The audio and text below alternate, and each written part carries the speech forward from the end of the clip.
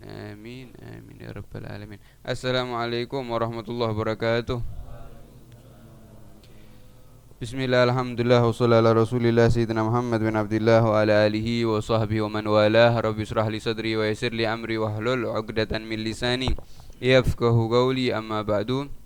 Kita akan lanjutkan lagi memasuki daripada kisahnya Nabi Allah Yusuf alaihissalam.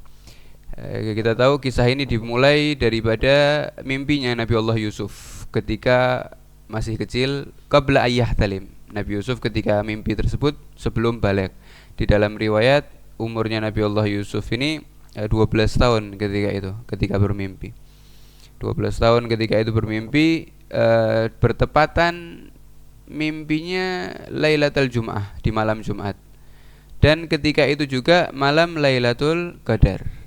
Ya, jadi mimpinya Nabi Allah Yusuf ini bertepatan di malam Jumat dan juga bertepatan di malam Lailatul Qadar. Ketika beliau bermimpi bahwasannya ada 11 daripada bintang ditambah lagi matahari dan rembulan bersujud kepada beliau, kepada Nabi Allah Yusuf. Dan beliau mengetahui bahwasannya ini adalah mimpi yang baik, sehingga beliau kisahkan kepada ayahnya. Karena daripada adab seseorang ini ketika bermimpi, dilihat jika mimpinya baik, maka diperbolehkan dia ini menceritakan, tapi kepada orang yang dia percaya atau orang yang dia kasihi. Ya, orang yang dia percaya dan orang yang dia kasihi, ceritakan kalau mimpi yang baik. Tapi jangan asal menceritakan kepada orang lain karena takut ada orang yang iri dan dengki. Tapi kalau mimpi buruk, ya kalau mimpi buruk jangan dikisahkan, kata Nabi Muhammad SAW. Kalau seorang memiliki mimpi yang buruk, jangan diceritakan. Ketika bangun daripada mimpi yang buruk tersebut, hendaknya dia meniupkan 3 kali ke arah kirinya. Ya, jadi meludah tapi tidak ada air liurnya. Meludah tapi tidak ada, hanya angin saja. Ke arah kiri 3 kali sambil mengatakan a'udzubillahi minasyaitonirrajim. Karena Nabi Muhammad, jika seorang melakukan itu, mimpi yang buruk tersebut tidak akan mengganggunya lagi, tidak akan melukainya, tidak akan berpengaruh buruk kepadanya. Nah, kemudian setelah diceritakan kepada ayahnya, Nabi Allah Yusuf bercerita kepada Nabi Allah Yaqub. Nabi Allah Yaqub mengatakan bahwasannya mengetahui makna daripada mimpi tersebut, bahwasannya Nabi Allah Yusuf ini akan mendapatkan derajat yang tinggi di sisi Allah Subhanahu wa taala daripada wahyu yang sangat besar.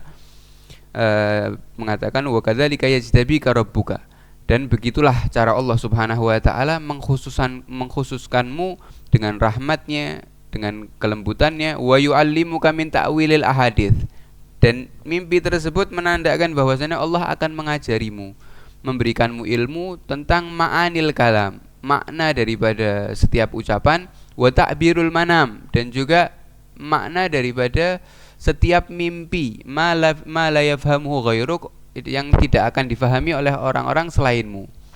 Jadi di dalam mimpi tersebut ditakwilkan sama Nabi Allah Yaqub bahwasanya engkau akan memiliki ilmu yang sangat luar biasa, ditambah lagi kekhususan ilmumu ini adalah kamu bisa menafsirkan mimpi. Nabi Allah Yusuf ini salah satu kelebihannya dapat menafsirkan mimpi. Wa yutimma ni'matahu 'alaika, dan tujuan Allah untuk menyempurnakan nikmatmu lagi dengan wahyu. Artinya suatu saat kau akan dilantik menjadi nabi sebagaimana yang pernah Allah perlakukan kepada Ali Yaqub, keluarganya Nabi Allah Yaqub. Artinya keluargaku, kata Nabi Allah Yaqub. Kama atammaha ala abawaika min qablu, sebagaimana Allah telah memberikan kesempurnaan tersebut kepada kakek ayah dan kakek kalian, kakekmu, yaitu adalah Nabi Ishak dan Nabi Allah Ibrahim alaihissalam. Ya, karena Nabi Allah Yusuf ini Nabi, ibn Khalilullah. Nabi Yusuf, ya, anaknya Nabi Allah Yaqub, anaknya Nabi Allah Ishak, anaknya Khalilullah, yaitu Nabi Allah Ibrahim alaihissalam. Ya, setelah mengkisahkan tersebut dan diperintahkan sama Nabi Allah Yaqub ini untuk disembunyikan, ya. Tapi ya walaupun Nabi Allah Yusuf ini menyembunyikan, tapi rasa kasih sayangnya Nabi Allah Yaqub kepada Nabi Allah Yusuf ini yang tidak bisa disembunyikan. Artinya Nabi Allah Yaqub ini selalu menyayangi Nabi Allah Yusuf, mencintai Nabi Allah Yusuf, dan juga mendahulukan Nabi Allah Yusuf. Ya salah satu daripada penyebabnya adalah Nabiullah Yusuf, dan adiknya yang namanya Benyamin adalah dari seorang ibu yang memang dari awal sangat dicintai oleh Nabiullah Yakub. Ya. Sedangkan 10 daripada saudara yang lain daripada istri yang lainnya. Sehingga Nabiullah Yakub ini terlihat selalu mendahulukan dan menjaga Nabiullah Yusuf. Ditambah lagi Nabiullah Yusuf ini sudah akan mendapatkan kabar gembira akan menjadi nabi. Tambah lagi cintanya Nabiullah Yakub ini kepada Nabiullah Yusuf. Dan itu yang membuat iri sahabatnya. Sampai mengatakan bahwasannya idgalu la Yusuf wa akhu ahabbu ila abina minna wa nahnu usbah. Sungguhnya Yusuf dan saudaranya yaitu Benyamin itu lebih dicintai daripada kita, lebih dicintai oleh ayah kita daripada kita. Sedangkan kita ini orang yang lebih kuat dan lebih banyak, dan kita ini anak yang lebih tua. Inna abana lafi dhalalim mubin. Sungguh ayah kita ini telah salah di dalam menilai anak-anaknya, telah salah di dalam mendahulukan Yusuf ini. Yusuf ini masih kecil, artinya tidak ada keistimewaannya. Sedangkan kita yang sudah besar-besar ini malah diakhirkan oleh ayah kita. Maka dari sifat iri tersebut keluar kata-kata mengatakan bahwasannya uqtulu Yusufa. Sudah, lebih baik kita kumpul, kita musyawarah. Apa hasil musyawarahnya? Hasilnya yang pertama, kita harus membunuh Nabiullah Yusuf. Uqtulu Yusuf. Kemudian orang yang mengatakan uqtulu Yusuf ditolak. Jangan dibunuh. Tapi apa? Itrahu ardan yakhlu lakum wajhu abikum. Jangan dibunuh, dibuang saja di tempat yang jauh. Sekiranya kita dan orang tua kita sudah tidak akan menemuinya, diasingkan. Kemudian setelah orang tua kita tidak menemui Yusuf, kita akan menjadi anak yang dicintai. Kemudian pendapat yang kedua ini diterima. Tapi kemudian ada anak yang bernama Yahuda. Ya, Yahuda ini adalah kakaknya Nabiullah Yusuf yang memiliki kasih sayang yang lebih kepada Nabiullah Yusuf. Walaupun juga punya sifat iri kepada Nabi Yusuf, tapi di antara saudara-saudara yang lain yang namanya Yahuda ini lebih condong kepada Nabiullah Yusuf dan mengatakan, sudah, jangan dibunuh, jangan diasingkan.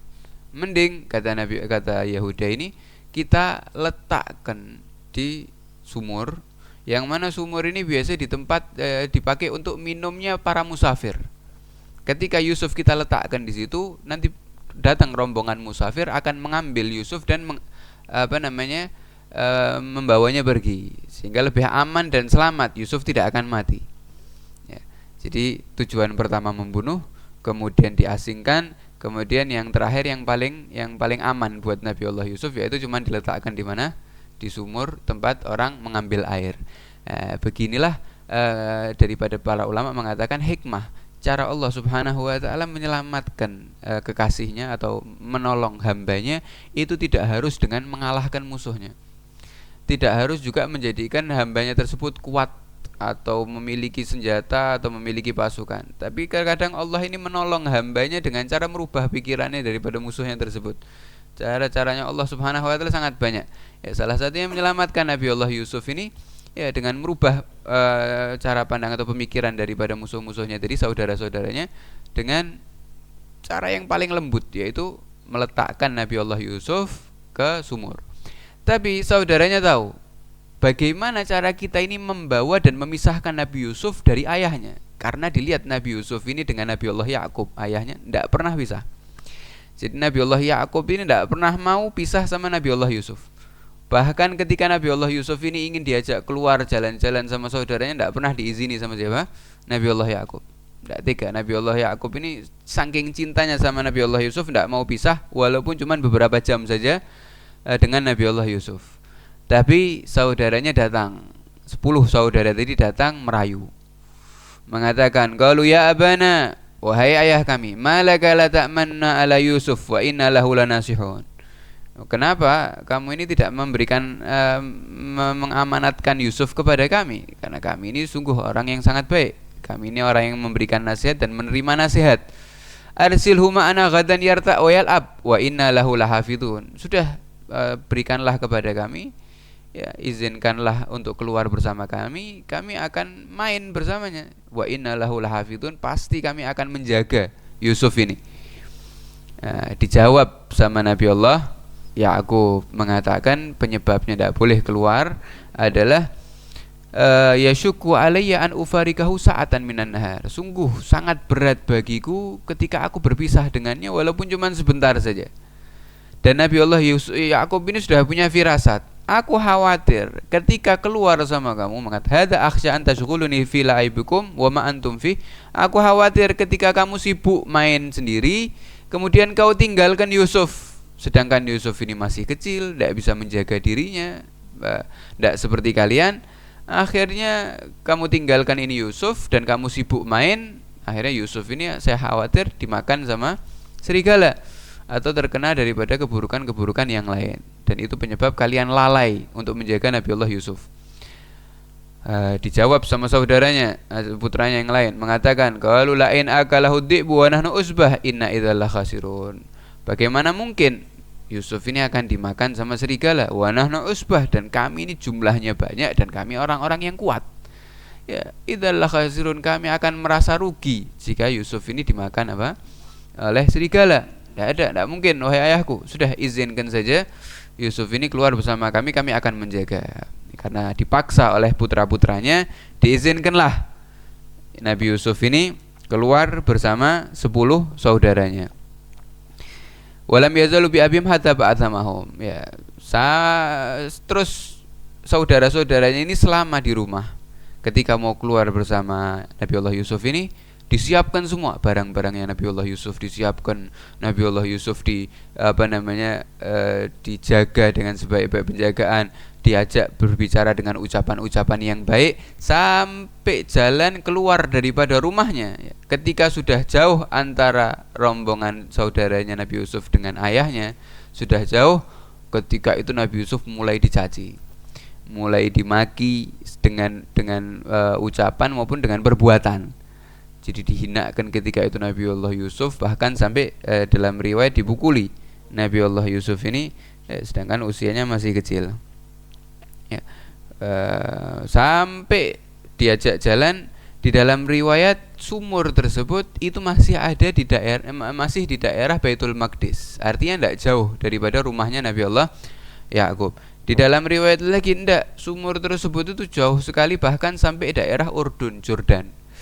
Jadi perjalanannya Nabi Allah, saudara-saudaranya untuk mengasingkan Nabi Allah Yusuf ini dari Palestina sampai kemana? Ke Jordan. Jadi cukup jauh.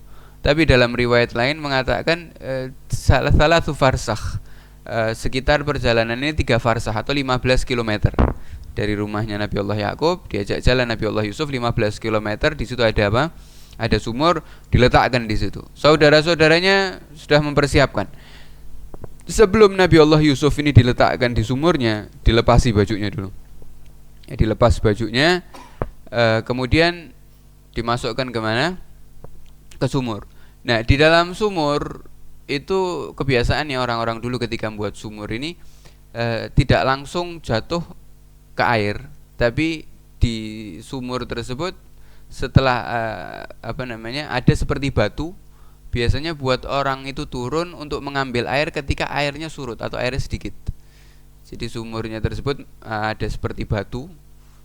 Biasanya orang-orang kalau airnya itu sudah surut atau airnya itu tinggal sedikit, tidak cukup lagi dengan tidak bisa diambil dengan tali, maka batu tersebut untuk turunnya seseorang dan mengambil airnya secara langsung. Nah, Nabi Allah Yusuf itu diletakkan di air, kemudian Nabi Allah Yusuf naik ke batu tersebut. Dalam keadaan tidak pakai baju, gamisnya Nabi Allah Yusuf diambil. Ya. Dalam riwayat salah satu saudaranya ini hampir mau mengambil batu dan menjatuhkan ke arah sumur tersebut. Ya, artinya ingin benar-benar membunuh siapa? Nabi Allah Yusuf. Tapi diselamatkan sama Allah Subhanahu Wa Taala lewat saudaranya yang bernama Yahuda. Yahuda tersebut melarang, mengatakan, loh, perjanjian kita hanya meletakkan Yusuf di sini saja. Kita tidak mau membunuhnya. Sudah. Tinggalkan saja, kita tinggalkan. Nah, di dalam riwayat Nabi Allah Yusuf itu tinggal di sumur tersebut tidak nyampe beberapa jam sebelum musafir ini datang mengambil Nabi Allah Yusuf. Tapi di dalam riwayat lain Nabi Allah Yusuf ini tinggal sampai 3 hari di sumur tersebut 3 hari. Dan yang memberi makan siapa? Yang memberi makan Yahuda tadi itu saudaranya. Jadi saudaranya Nabi Yusuf ini bolak-balik tiap hari ngasih apa? Makan ke Nabi Allah Yusuf. Itu dalam riwayat. Tapi di dalam riwayat lain tidak ada yang ngasih makan Nabi Allah Yusuf. Daripada mukjizatnya atau irhas Nabi Allah Yusuf ini, Allah menjadikan air sumur tersebut setelah menyentuh badannya Nabi Allah Yusuf menjadi air yang sangat bergizi. Artinya diminum sama Nabi Allah Yusuf ini cukup untuk kebutuhan daripada sehari-hari. Tidak perlu makan lagi. Jadi airnya itu sudah cukup untuk memenuhi daripada kebutuhannya Nabi Allah Yusuf alaihissalam. Ketika diletakkan di sumur tersebut, Nabi Allah Yusuf ini tidak pakai baju, artinya kedinginan. Datang ketika itu malaikat Jibril alaihissalam menenangkan Nabi Allah Yusuf, mengatakan bahwasannya jika kau membutuhkan sesuatu, jika kau khawatir takut akan sesuatu, berteriaklah dan mintalah kepada Allah Subhanahu wa taala, pasti aku akan datang menemanimu. Dan juga Nabi Allah Yusuf ini dipakaikan baju sama malaikat Jibril, baju bekasnya Nabi Allah Ibrahim alaihissalam. Jadi Nabi Allah Ibrahim ini ketika mau dilemparkan ke apinya Raja Namrud, kita sudah pernah bahas, Nabi Allah Ibrahim itu dilemparkan dalam keadaan telanjang, artinya tidak pakai baju, hanya pakai penutup daripada aurat bawahnya.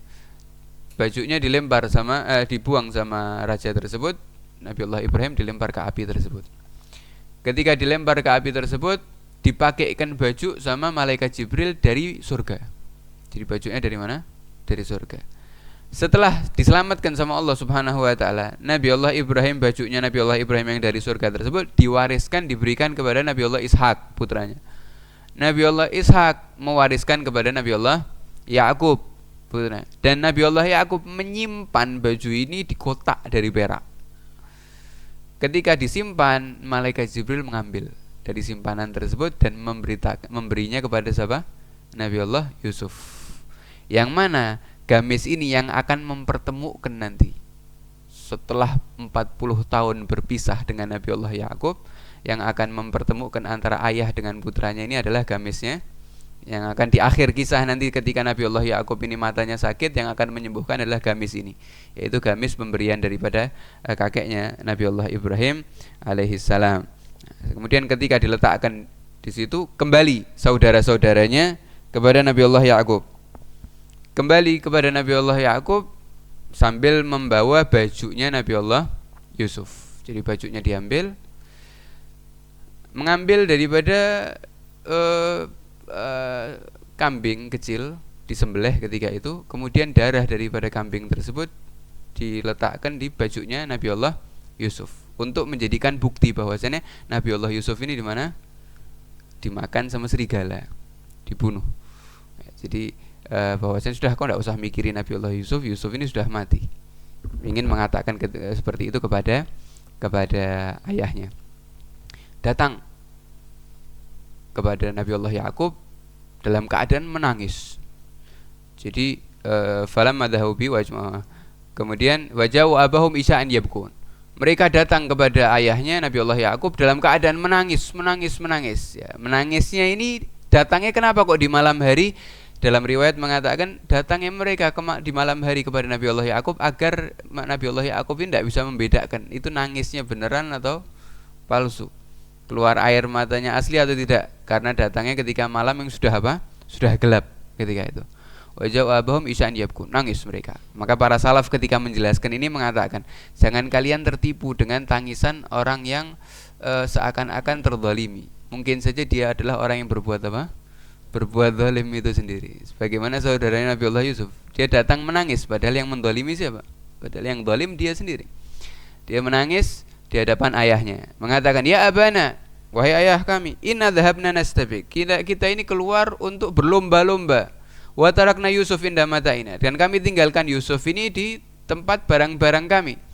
Kami sibuk untuk berlomba di dalam berburu kita, dan kami tinggalkan Yusuf di tempat kita. Fa'akalahu dhi'bu, tiba-tiba Yusuf ini dimakan sama serigala.